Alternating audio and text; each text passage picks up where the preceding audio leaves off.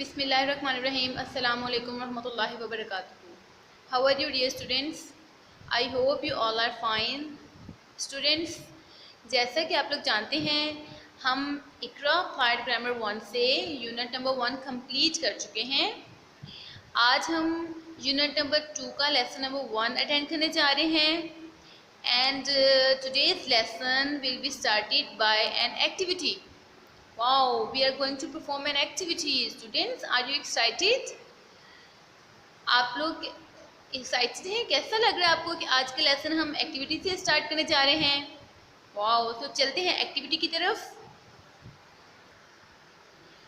Students, हम लोग activity की तरफ आ चुके हैं। आपको बोर्ड कैसा लग रहा है? इंटरेस्टिंग है ना? Wow, very interesting activity we are going to perform. Okay, अब ऐसा है कि मैं कुछ सेंटेंसेस यहाँ बोलूँगी, आपने वो सेंटेंसेस बहुत केयरफुली सुनने हैं। ओके बेटा, और फिर अपने टॉपिक की तरफ हम इसके बाद चलेंगे। ओके, चलिए जी, यहाँ से स्टार्ट कर लेते हैं। Okay students, let's start from here. There is a rat near the snake. There is a lion over the tiger. There is a giraffe beside the elephant. There are lizards on the floor. There is a rat behind the dog. There is a dog in front of the rat. There is a snake under the camel. There is a camel on the snake. Students, आप लोगों ने sentences अभी सुने हैं। अब मैं आपसे कुछ क्वेश्चंस पूछूंगी, आपने मुझे आंसर्स देने हैं। ओके बेटा? How many lizards are there on the floor? Yes, there are 3 lizards on the floor. Very nice. Next one, what is over the tiger? Yes, there is a lion over the tiger. Okay. What is under the camel? There is a snake under the camel. Okay. What is in front of the rat? There is a dog in front of the rat. What is beside the elephant? There is a giraffe beside the elephant. Okay students, so it's our activity. I hope आपको interesting लगी होगी। Students, how many snakes are there? Yes, there are 2 snakes. Okay students, आपने notice किया होगा कि मैंने जितने भी सेंटेंसेस बोले हैं उनमें मैंने there is and there are को यूज़ किया है। there is and there are, क्या आपको पता है there is और there are को हम कैसे और कहाँ यूज़ करते हैं बेटा? ओके, इसके लिए 2 पॉइंट्स इंपॉर्टेंट हैं there is and there are को यूज़ करने के लिए। First one, we use there is for singular and there are for plural. There is for singular, there are for plurals. Okay students, ये first point आपने याद रखना है कि जब भी हम सिंगुलर चीज़ या सिंगुलर इंसान, किसी एक पर्सन या एक चीज़ के बारे में बात करेंगे तो हमें देयर इज यूज़ करना है, और अगर वो चीज़ या वो इंसान या वो कोई भी बिल्डिंग एक से ज़्यादा हो तो हम देयर आर यूज़ करेंगे। ओके, ये फर्स्ट इम्पॉर्टेंट पॉइंट है जो आपने अच्छे से याद रखना है। सेकंड पॉइंट है कि देयर इज देयर आर को कहाँ यूज़ करना है। Okay, there is and there are को हम यूज़ करते हैं जब हमें किसी चीज़ की या किसी इंसान की प्रेजेंस के बारे में बताना हो या एब्सेंस के बारे में बताना हो कि कोई चीज़ कहीं पे मौजूद है या नहीं मौजूद, किसी चीज़ की हमने मौजूदगी या अदम मौजूदगी जब हमने बतानी हो तो तब हम there is and there are use करते हैं। ओके स्टूडेंट्स, सो जैसा कि मैंने अभी सेंटेंसेस बनाए हैं, देयर आर 3 लिजर्ड्स, इसका मतलब है कि लिजर्ड्स मौजूद है ना। There are 3 lizards on the floor, there is a snake under the camel, there is a lion over the tiger, there is a dog in front of the rat। Okay students, तो ये हम चीज़ों की, animals की presence की बात कर रहे हैं कि ये एनिमल्स यहाँ मौजूद हैं। ओके स्टूडेंट्स, समझ आ रही है आपको मेरी बात की? आई होप आप लोग मेरी बात अंडरस्टैंड कर रहे होंगे। There we use there is for singular, there are for plurals. और जब हमें किसी चीज़ की प्रेजेंस को बताना हो तो हम there is and there are use करेंगे, और अगर एब्सेंस बताना हो तो हम फिर नो यूज़ करेंगे। Like there is no rabbit on the floor. अब आपको कहीं पे रैबिट नज़र आ रहा है बेटा? नहीं ना, तो हम नो यूज़ करेंगे। There is no cat on the floor, हमारे पास यहाँ पे आपको कैट नज़र आ रही है? No, so there is no cat on the floor like this. Okay students, अब चलेंगे अप्लाइड ग्रामर की तरफ। ओके स्टूडेंट्स, हम यूनिट नंबर 2 की तरफ आ चुके हैं। हमारा फर्स्ट सेगमेंट है grammar in use. We will sing aloud together, this the poem is given here, we will sing the poem together. So let's start. There is a white rabbit in my yard today. One little rabbit, he wants to play. Here is another rabbit, say hello.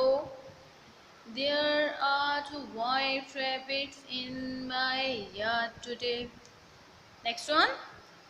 There is a white kitten in my yard today. One little kitten, she wants to play.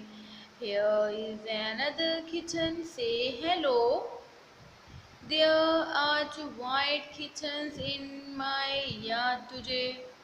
Okay students, अब इसमें आपको underlined कुछ words नज़र आ रहे होंगे, कुछ words मैंने underline किए हैं। There is, there are, there is, there are.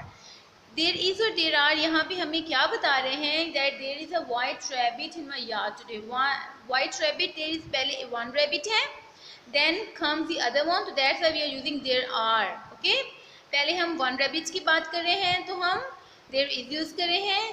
अब हमारे पास रैबिट्स 2 हैं तो हम देयर आर यूज़ कर रहे हैं। सेम केस किचन्स के साथ ही, kitchen mean cats baby, cats baby is called kitchen. Okay, पहले 1 किचन है तो हम देयर इज यूज कर रहे हैं।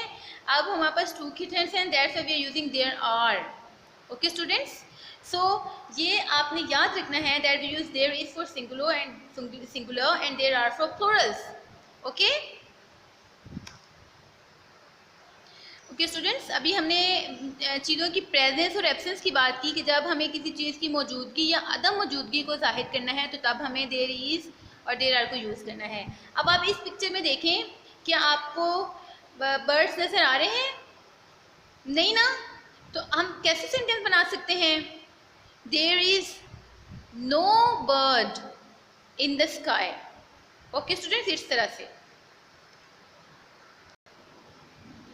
कि स्टूडेंट्स, हम अपने नेक्स्ट सेगमेंट पे आ चुके हैं, लर्न ग्रामर, जो हमने पहले ही सीख लिया है। That we use there is for singular, there are for plurals. Okay students, so एक मतलब सेंटेंसेस पढ़ लेते हैं ताकि आपकी और ज़्यादा अच्छी ड्रिलिंग हो जाए, आपको स्ट्रक्चर और अच्छे से समझ आ जाए। So let's start.